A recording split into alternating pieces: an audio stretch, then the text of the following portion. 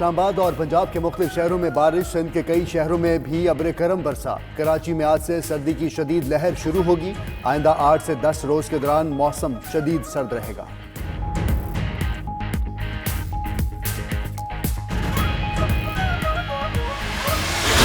بلوچستان میں برف باری اور موسلادھار بارشوں سے تباہی۔ کوئٹہ، زیارت، کلا عبداللہ اور دیگر علاقوں میں سنو ایمرجنسی۔ یوم اور پشین میں برف باری کے باعث چھتیں گرنے سے 9 افراد جاں بحق۔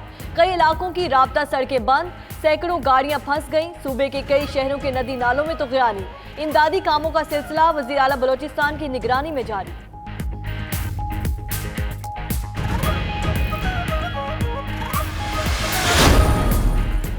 شمالی علاقوں میں برف باری کے باعث نظام زندگی مفلوج۔ کردو سمیت کئی علاقوں کا درجہ حرارت بدستور منفی۔ آزاد کشمیر کی وادیوں کے راستے 2 روز بعد دوبارہ بند۔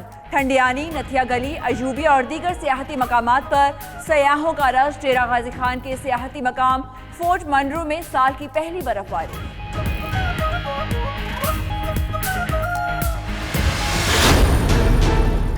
ایران امریکہ کشیدگی کم کرنے کی پاکستان کی کوششیں جاری۔ تہران میں ایرانی صدر ڈاکٹر حسن روحانی سے وزیر خارجہ کی ملاقات۔ ایران امریکہ کشیدگی، خطے میں امن و استحکام کی صورتحال، پاک ایران تعلقات پر تبادلہ خیال۔ وزیر خارجہ نے کہا پاکستان خطے میں کسی جنگ کا حصہ نہیں بنے گا۔ ایرانی صدر نے پاکستان کی قیام امن کی کوششوں کو سراہا۔ شاہ محمود قریشی آج ایران سے سعودی عرب جائیں گے۔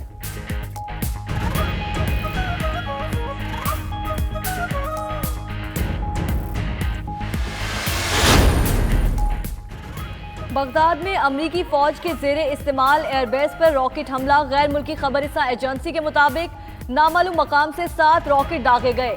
حملے میں 4 عراقی فوجی زخمی ہوئے۔ مزید کسی نقصان کی اطلاع نہیں ملی۔ عراق میں امریکی فوجی اڈوں پر چند روز کے دوران کئی بار حملہ ہو چکا ہے۔ یوکرائنی مسافر طیارہ مار گرانے کا اعتراف۔ ایران میں دوسرے روز بھی حکومت مخالف مظاہرے۔ تہران میں سیکیورٹی فورسز کی مظاہرین پر آنسو گیس کی shelling. Mashhad, Isfahan, Tabriz, Shiraz, Amol, Babol, Kermanshah سمیت دیگر شہروں میں بھی شہری سڑکوں پر نکل آئے۔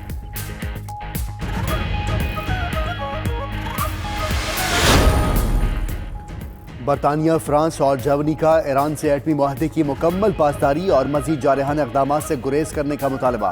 ایران ایٹمی معاہدے سے متصادم تمام اقدامات واپس لے اور معاہدے کی مکمل پاسداری کی جانب لوٹ آئے۔ تینوں ممالک کی قیادت کا مشترکہ بیان۔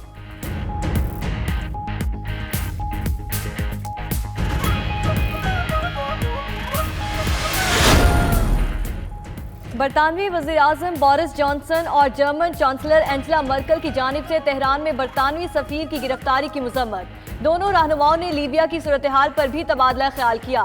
تناؤ کم کرنے میں بین الاقوامی اور علاقائی شراکت داروں سے مذاکرات جاری رکھنے کی اہمیت پر بھی گفتگو۔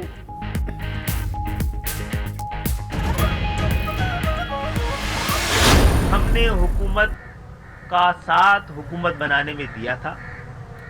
ہم اپنا اجازت سے تعاون ہم واپس نہیں لے رہے ہیں۔ میں یہ سمجھتا ہوں کہ میرا اب وزارت میں بیٹھنا بہت سارے سوالات کو جنم دے رہا ہے۔ ہم نے نہ تو وزارت قانون اور انصاف مانگی تھی، نہ ہی جو ہم نے 2 نام دیے تھے اس میں فروغ نسیم بھائی کا نام شامل ہے۔ اور ایک اور بات کی بھی وضاحت کر دوں کہ گزشتہ دنوں کہیں سے اور وزارتوں کی بھی پیشکش ہوئی تھی۔ آج کے اعلان کا اس سے کوئی تعلق نہیں۔ وفاقی کابینہ سے الگ ہونے کے بعد ایم کیو ایم کا آج کراچی بحالی کمیٹی کے اجلاس کے بائیکاٹ کا فیصلہ۔ خالد مقبول صدیقی کہتے ہیں کراچی نے 89% سیز ٹیکس دیا، پھر بھی فنڈز نہیں مل رہے۔ بلاول کی آفر کا کابینہ سے علیحدہ ہونے کے اعلان سے تعلق نہیں، حکومت سے تعاون کرتے رہیں گے۔ فروغ نسیم کا وزارت کے لیے نام ہم نے نہیں دیا۔ وزیر اعظم ایم کیو ایم کے مطالبات پر عمل نہ ہونے پر برہم منانے کا ٹاسک جہانگیر ترین اور پرویز خٹک کو سونپ دیا۔ فیصل وابڈا کا خالد مقبول اور فروغ نسیم کو ٹیلی فون۔ فردوس عاشق نے کہا کہ ایم کیو ایم اتحادی ہے اور رہے گی۔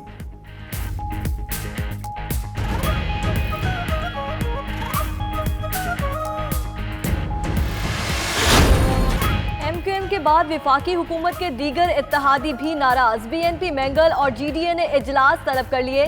BNP मैंगल की कोर कमेटी का इजलास 19 जनवरी को कराची में होगा। 6 निकाती मुतालिबात पर अमल का जायजा लिया जाएगा।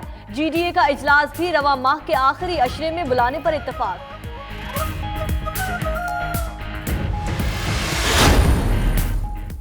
शरीफ फैमिली का सेंट्रल लंदन में नवाज शरीफ की जेर सदारत इजलास।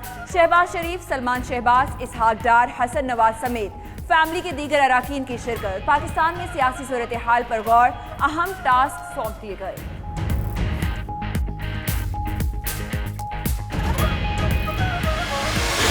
भारत के एक और झूठ की हंडिया बीच चौराहे फूट गई। भारतीय फॉल्स फ्लैग ऑपरेशन की चाल बुरी तरह नाकाम।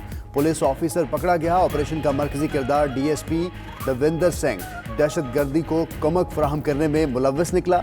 DSP देवेंद्र सिंह को भारतीय हुकूमत सदारती अवार्ड भी दे चुकी है।